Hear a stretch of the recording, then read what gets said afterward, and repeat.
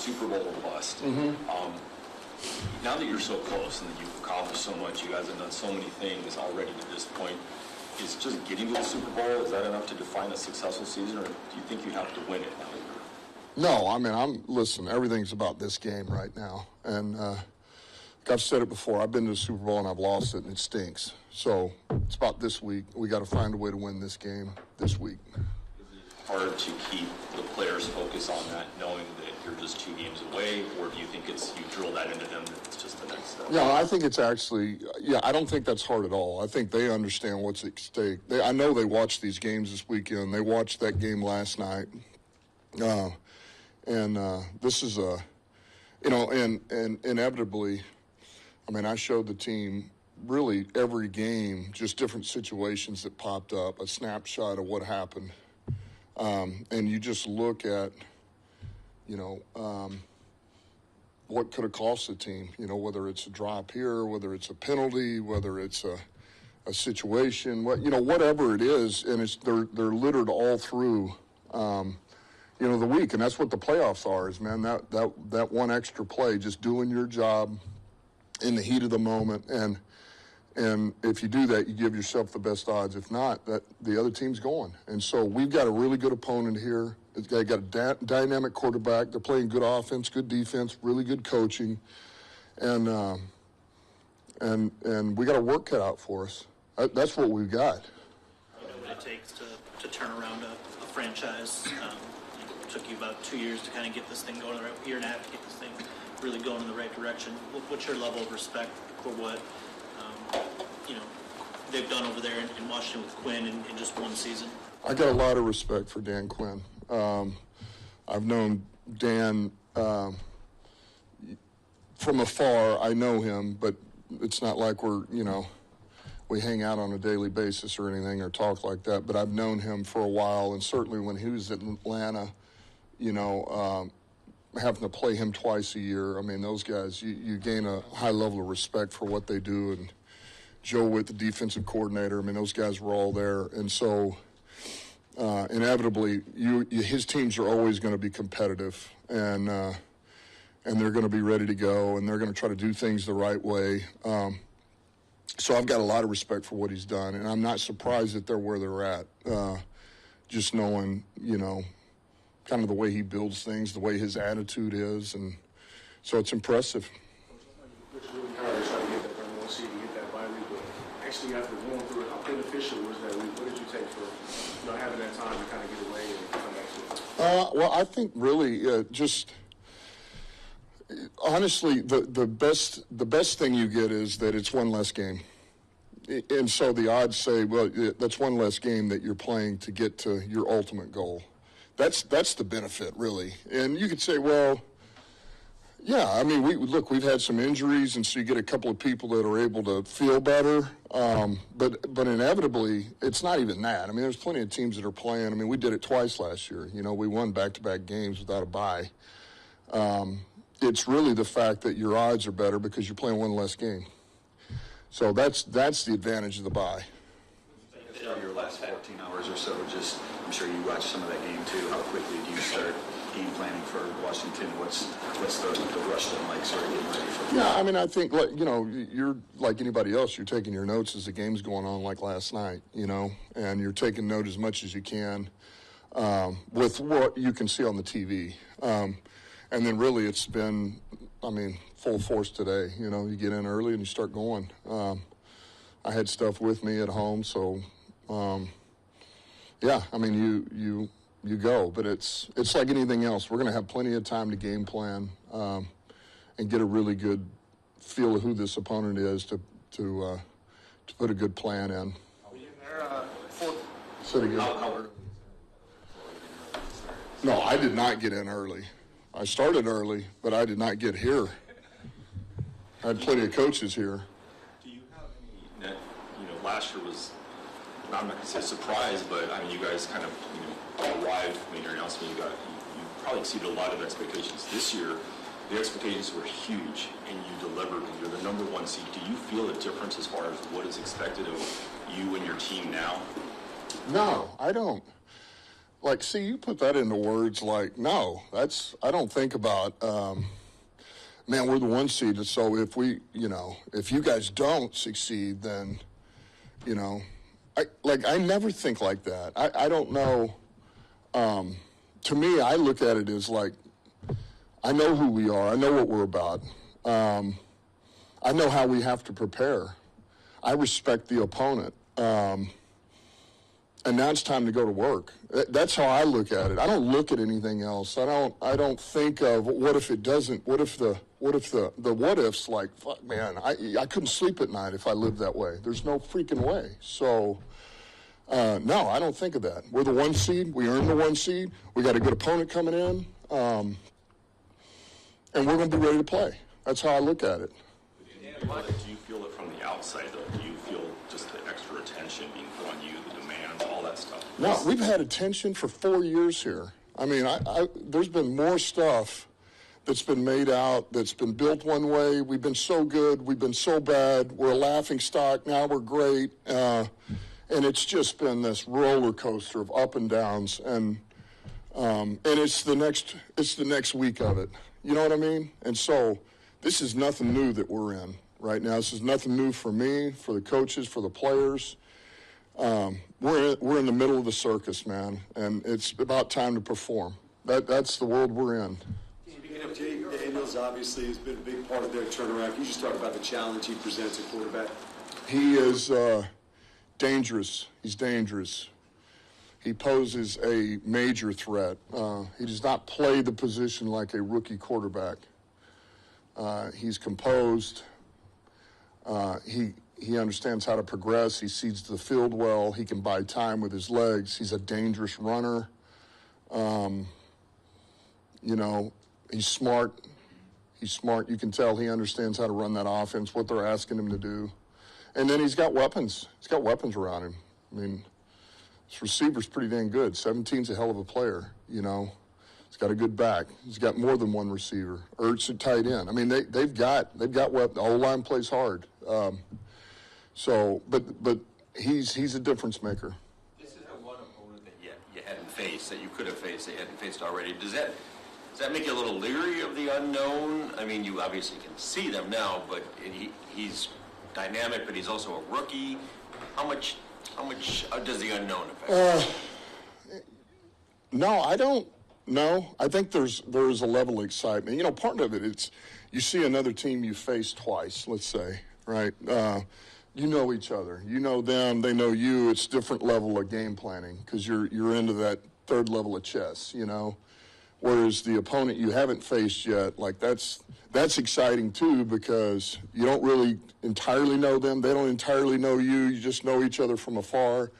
And so now you kind of start from scratch. That's pretty exciting too, So I just think it's either way you go, it's pretty cool and it's fun. And so I think I like it because it's fresh for this week.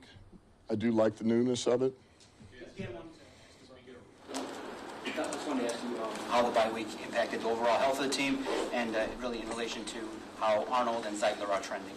Well, we didn't have any injuries over these last 3 days, so I think we're okay. I'll know more tomorrow. I'll know more tomorrow as where everybody's at. But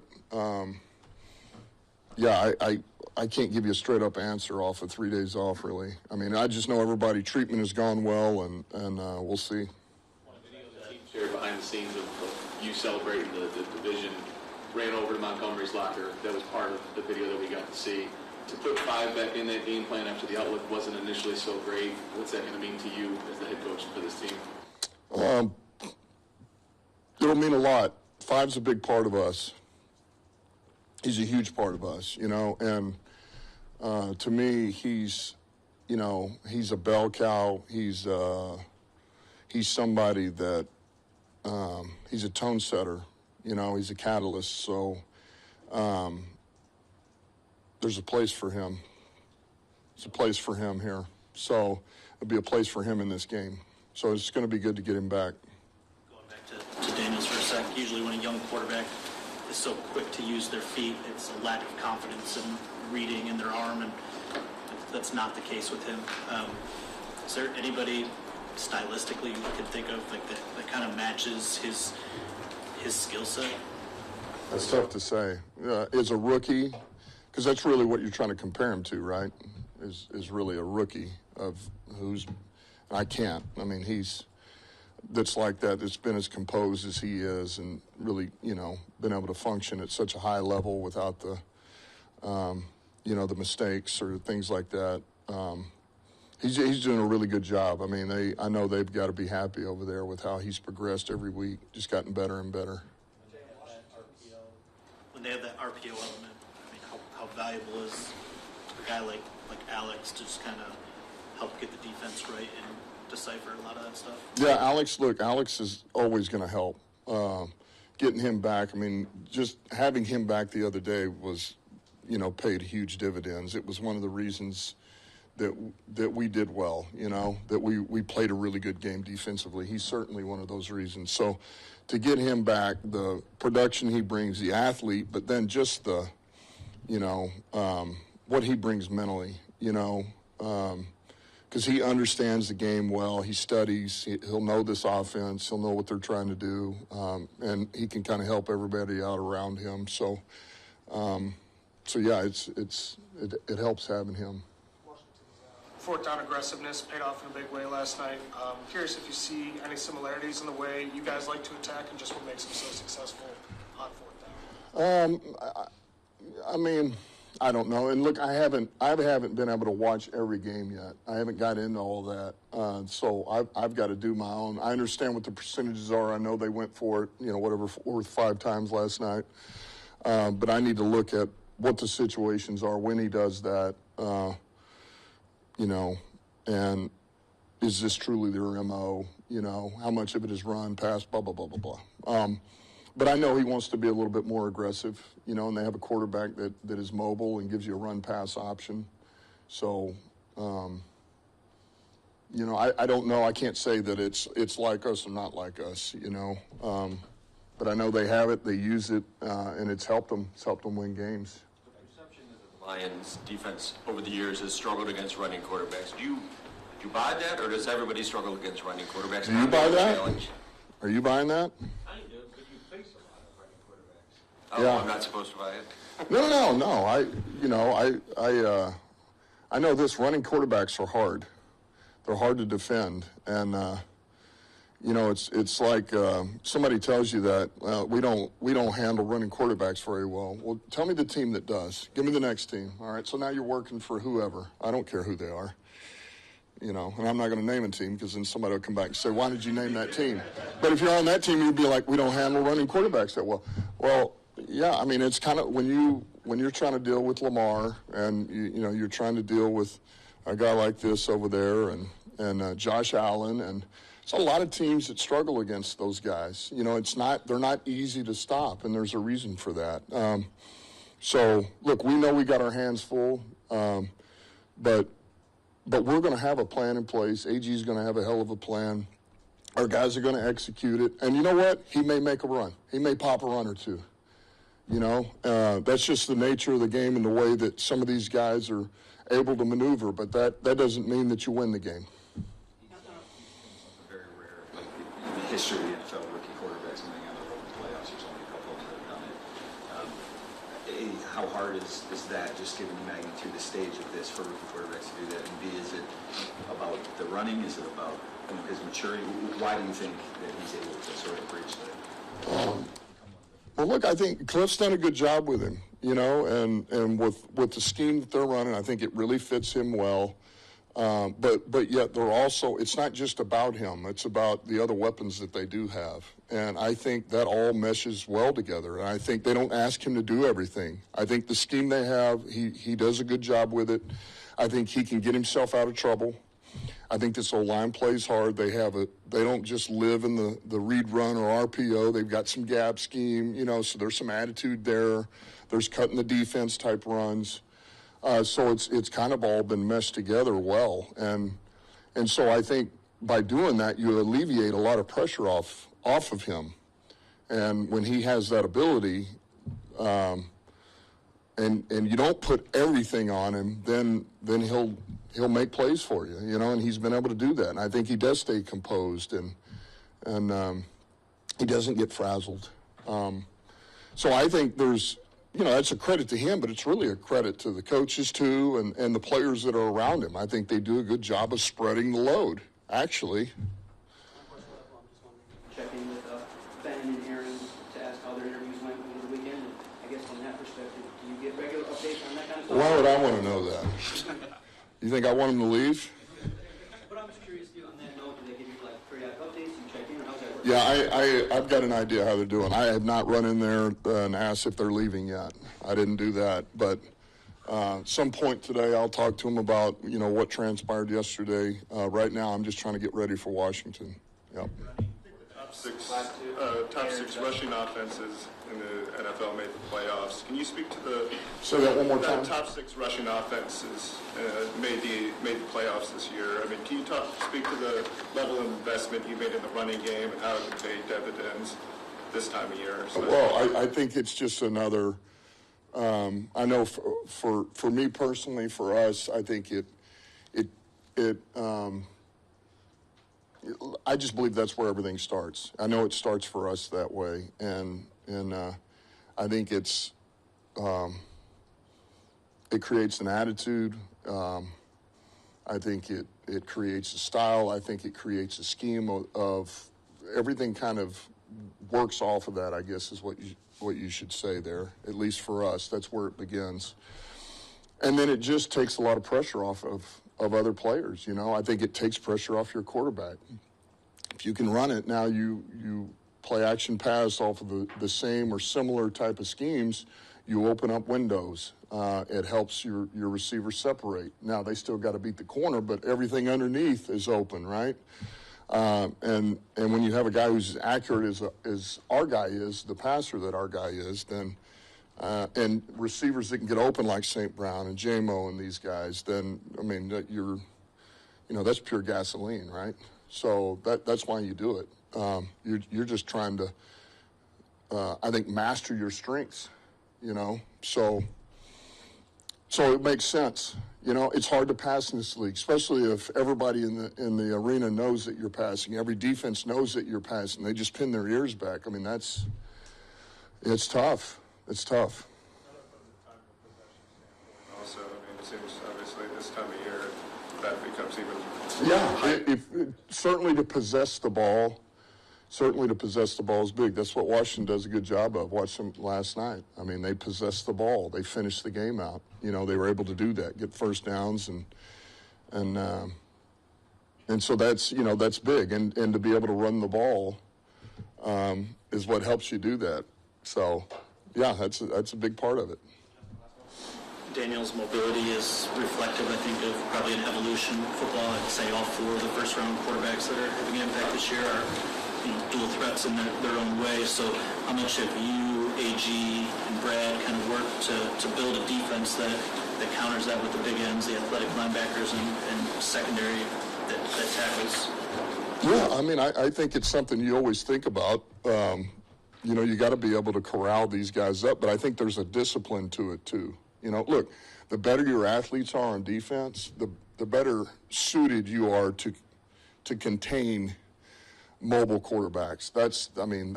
But yet there's a discipline that's got to go with it too. I mean, you can't rush.